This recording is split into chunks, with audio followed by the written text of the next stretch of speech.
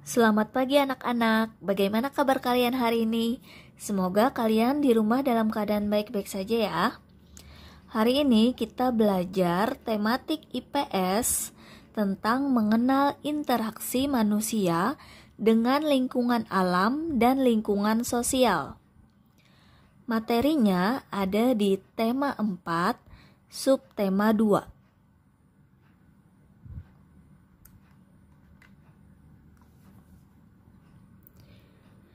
Yang pertama akan kita bahas yaitu tentang mengenal interaksi manusia dengan lingkungan alam. Lingkungan alam adalah lingkungan yang terbentuk tanpa campur tangan manusia, seperti gunung, sungai, ataupun laut. Berinteraksi dengan lingkungan alam, kita dapat memanfaatkannya untuk mencukupi kebutuhan kita serta dapat menjaga alam agar tetap lestari. Dua hal yang menyebabkan manusia berinteraksi dengan alam. Yang pertama, dengan berinteraksi dengan alam, manusia mampu menyesuaikan dirinya dengan lingkungan. Misalnya, penduduk yang tinggal di daerah dingin menyesuaikan dirinya dengan memakai pakaian yang tebal. Sebaliknya, penduduk yang tinggal di daerah panas menyesuaikan dirinya dengan pakaian yang lebih tipis. Kemudian, berhubungan juga dengan pekerjaan. Misalnya, sebagian besar jenis pekerjaan untuk yang tinggal di wilayah laut atau pesisir adalah bekerja sebagai nelayan. Lalu, sebagian besar jenis pekerjaan untuk wilayah yang tinggal di daerah gunung atau dataran tinggi adalah pengolahan lahan, seperti bertani dan berkebun.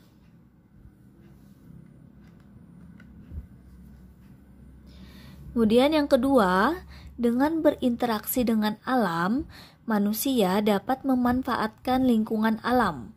Hal ini dapat dilihat dari teknologi buatan manusia yang dapat digunakan untuk memanfaatkan lingkungan alam. Misalnya, penggunaan mesin traktor untuk membajak sawah. Lalu, penggunaan turbin, kincir angin, dan panel surya sebagai pembangkit tenaga listrik. Manusia juga dapat memanfaatkan lingkungan alam dengan menghasilkan suatu produk. Misalnya, kayu dan rotan untuk produksi mebel. Dari usahanya menghasilkan produk tersebut, manusia dapat menciptakan lapangan pekerjaan. Akan tetapi, kita harus memperhatikan kelestarian alam ketika memanfaatkan alam, berupa reboisasi dan mengelola limbah industri. Jika tidak, kita akan terkena bencana akibat ketidakpedulian kita terhadap kelestarian lingkungan alam.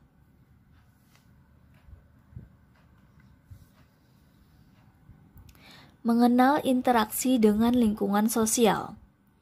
Lingkungan sosial adalah tempat bagi masyarakat untuk berinteraksi sosial atau berinteraksi dengan masyarakat. Lingkungan sosial terdiri atas lingkungan keluarga, sekolah, dan masyarakat.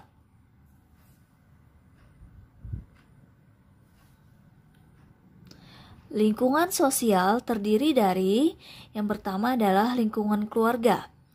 Dalam lingkungan keluarga, kita dapat membangun karakter. Misalnya, sopan santun, belajar mengatur waktu atau disiplin, belajar mandiri, dan juga bertanggung jawab. Kemudian yang kedua, sekolah. Dalam lingkungan sekolah, kita dapat mengembangkan pengetahuan dan keterampilan. Kemudian yang ketiga, masyarakat. Dalam lingkungan masyarakat, kita dapat melihat wujud interaksi sosial, seperti gotong royong yang bertujuan untuk menjaga kerukunan dan mempererat persatuan. Kegiatan siskamling yang bertujuan menjaga ketertiban dan keamanan lingkungan.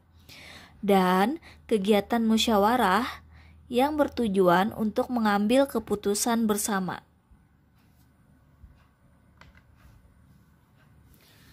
Sikap yang harus kita miliki dan kembangkan saat berinteraksi dalam lingkungan sosial. Yang pertama adalah sikap toleransi. Toleransi adalah merupakan sikap menghargai dan menghormati perbedaan. Kemudian yang kedua adalah sikap empati atau tenggang rasa. Tenggang rasa adalah merupakan sikap yang memperlihatkan kepedulian kepada orang lain disertai tindakan membantu orang lain. Kemudian yang ketiga adalah sikap demokratis. Sikap demokratis adalah merupakan sikap mementingkan musyawarah untuk mufakat sebagai perwujudan sikap menghargai pendapat dan keputusan.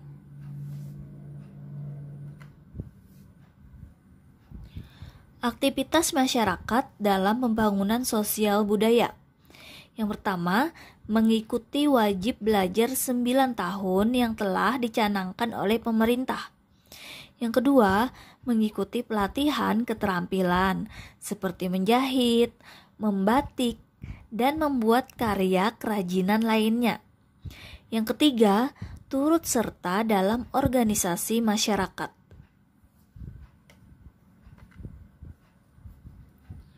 Nah, untuk tugas kalian hari ini, Ibu minta kerjakan paket tematik halaman 209 sampai 210 yang bagian IPS nomor 16 sampai 24. Kerjakan langsung di paket dengan cara memberikan tanda silang pada salah satu jawaban yang dianggap benar.